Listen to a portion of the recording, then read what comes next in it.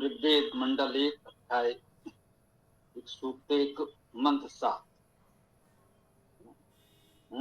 ऋग्वेद मंडल 1 सूक्त 1 मंत्र 7।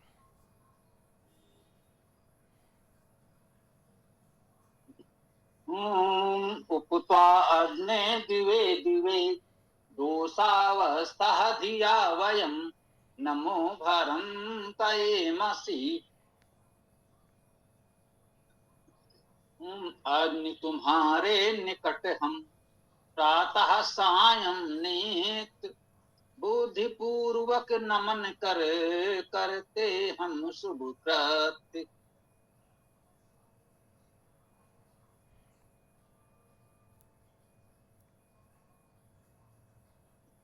ये मंत्र एक दृष्टि बहुत महत्वपूर्ण है।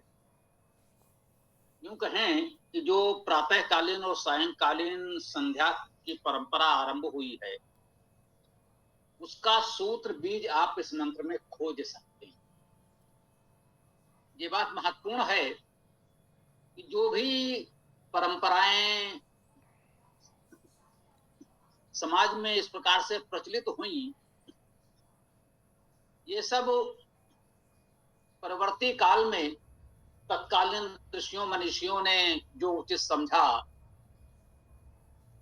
दिनचर्या को, सामान्य जीवन को व्यवस्थित करने के लिए, तो इस तरह की कुछ परंपराएं स्थापित की। वेद में उनके सूत्र संकेत प्रेरणाएं मिल सकती हैं। इसको इस प्रकार से न देखें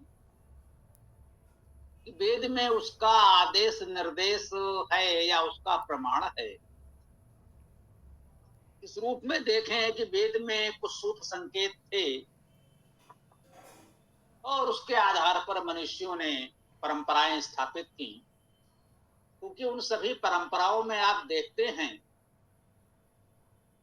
सब कुछ वैदिक नहीं होता। कुछ वेद मंत्र होते हैं, कुछ अन्य बातें होती हैं। तो मनुष्यों ने जो भी किया उसे समझकर किया होगा। तो इस मंत्र को थोड़ा सा इस दृष्टि से समझने का प्रयास करते हैं। कह रहे हैं, ओम उक्त्वा अग्ने दिवे दिवे उपसमीप त्वा, तुमको तुम्हारे, अग्ने हे अग्नि। अग्नि सूक्त चल ही रहा है, बहुत चर्चा की है हम लोगों ने। अग्धातु अग्रणी, प्रगतिशील, ग्राही, परमेश्वर। अग्नि पद संबोधन में है, इसलिए मंत्र में भी अग्नि था संबोधन में। हे अग्नि, उपत्वा तुम्हारे समीप, दिवे दिवे दिनानुदिन प्रतिदिन। ऐसा भाव है, दिवे दिवे दिनों दिन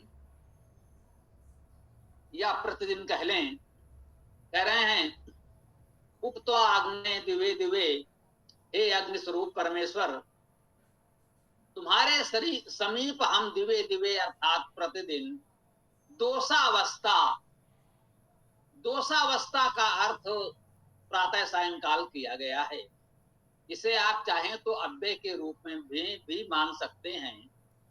इसमें धातु ढूंढना उचित नहीं होगा, क्योंकि यदि ऐसा देखेंगे तो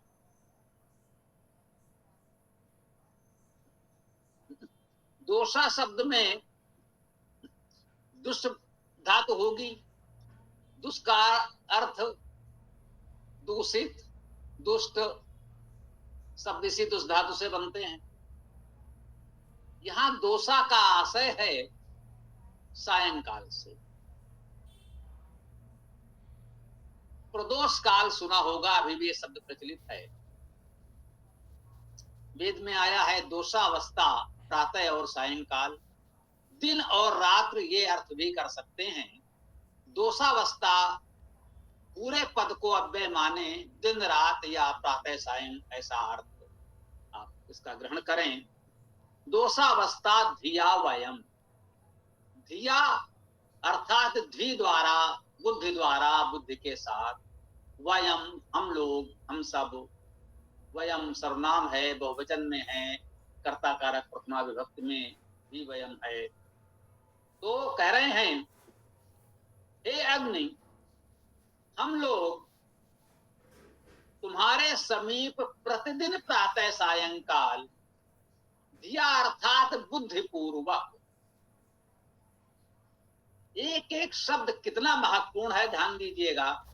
उपत्वा तुम्हारे समीप, अग्नि तो परमेश्वर को संबोधन है, हे अग्निस्वरूप परमेश्वर, उपत्वा तुम्हारे समीप, और दिवे दिवे प्रतिदिन, ऐसा नहीं कभी ध्यान कर लिया, कभी ईश्वर का नाम ले लिया, भूल गए, नहीं, उसे एक नियमितता बनाइए, कहा है प्रतिदिन। ठीक है, सबकी दिनचर्या उतनी व्यवस्थित नहीं होती कि आप बिल्कुल कोई समय निश्चित ना करें, लेकिन इतना तो कर सकते हैं ना, प्रतिदिन कभी तो ध्यान जाएगा, जाना चाहिए।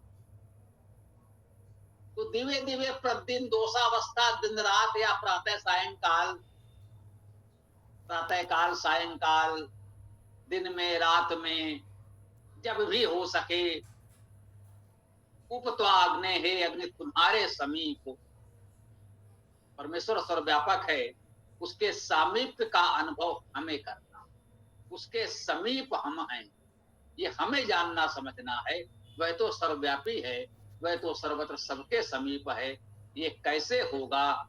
धिया बुद्धिपूर्वक, जब हम बुद्धिपूर्वक विवेक से जाने समझेंगे कि परमेश्वर कैसे सर्वव्यापी है, तब हम इसका भरोसा विश्वास कर सकेंगे, इसका हमें अनुभव हो सकेगा कि हाँ, ईश्वर सर्वव्यापी है, तो सदैव हमारे समीप उपस्थित है। क्या करें? नमो भरंताये मसी, नमो, नमन करें, नमन करना, झुकना, विनम्रता होना, इसी से बना है, नम धातु से ही, विउपसर्ग नम्र, विनम्र। भरंत, भरण करते हैं, हम नमन का भरण करते हैं। ए मसीह, तो क्या होगा? भरंता ए मसीह, तुम भरण पोषण करते हुए प्राप्त होते हो, ऐसा अर्थ कर सकते हैं। हम नमन का भरण करते हैं, हम और आपको क्या दे सकते हैं, क्या कर सकते हैं? हम केवल नमन कर सकते हैं, और तुम भरंता ए मसीह, सबका भरण पोषण करते हुए प्राप्त होते हो। ए मसीह में ई गत्यर्थक धातु है, आ ई मसीह, ए मसीह प्राप्त होते हो, गत्यर्थक धातुओं से प्राप्ति का अर्थ निहित होता है।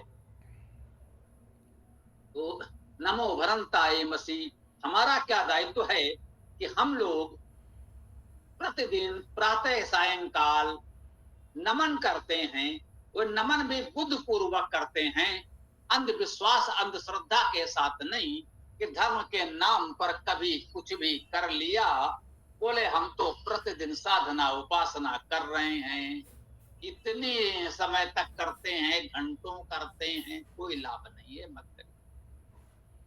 बुद्ध पूर्वक परमेश्वर का स्मरण कर लिया जाए, ये अनुभव किया जाए कि वो तो हमारे समीप है, हम उसके समीप हैं, ये अनुभव हमें हो, ये अनुभूति हमें बनी रहे, तो नमन का भाव भी होगा ही। और यदि हम बुद्ध पूर्वक सारी बातों को समझकर विनम्र भाव से परमेश्वर का स्मरण कर लें, दिन रात में, प्रातः सायंकाल, जब जैसी सुविधा हो, तो वो तो सर्वव्यापी है, वो तो हमें प्राप्त होता ही है, प्राप्त है, वह तो उपलब्ध है, प्राप्त है, हमको प्राप्त करना है, तो इस प्रकार से वो हमको प्राप्त हो सकता है। ये बात इस मंत्र में कही गई। जहां से हमने आरंभ किया था संदर्भ जोड़ते हुए, इसमें कहा गया दिवे दिवे अर्थात प्रतिदिन, दोषावस्था दिन रात या प्रातः सायंकाल। तो यहां से एक संदेश संकेत लिया गया कि प्रातः काल और सायंकाल संध्या की जाए, तो प्रातःकालीन संध्या और सायंकालीन संध्या दिवे दिवे प्रतिदिन करना चाहिए, दोषावस्था प्रातः काल सायंकाल करना चाहिए, दिया बुद्धि पूर्वक करना चाहिए, ये बात इसमें कही गई। तो प्रातःकालीन संध्या और सायंकालीन संध्या का निर्देश संकेत आप यहाँ ग्रहण कर सकते हैं। अब संध्या क्या है? संध्या शब्द को दो प्रकार से समझ सकते हैं।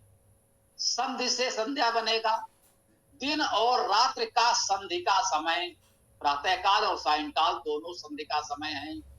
रात्रि व्यतीत हो रही है और दिन आने वाला है, तो रात्रि के जाने और दिन के आने के बीच का जो संधि का समय है वो प्रातःकालीन संध्या है।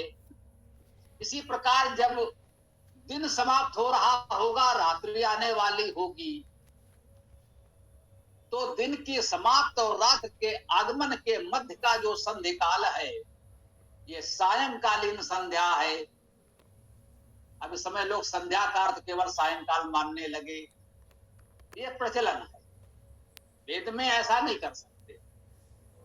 प्रातःकालीन संध्या और सायंकालीन संध्या, संधि काल दोनों हैं। प्रातः काल भी दिन और रात की संधि हो रही है, सायंकाल भी दिन और रात की संधि हो रही है। तो इस प्रकार से भी दोनों संधि काल है, अर्थात संध्या काल है। अब दूसरी बात, संध्या शब्द को देखें, सम उपसर्ग है, सम्यक भली भांति, और संध्या ध्यान करना, ध्या धातु है, ध्यान करना, सम्यक ध्यान किया जाए इसे संध्या कहते हैं। तो प्रातः काल दिन और रात्र की संधि के समय, सायंकाल दिन और रात्र के संधि के समय, दोनों समय सम्यक ध्यान करिए, ये प्रातःकालीन और सायंकालीन संध्या है। ये कहा है बुद्धि पूर्वक करिए, वेद मंत्रों का अर्थ चिंतन स्वाध्याय विचार करते हुए करें, यही संध्या।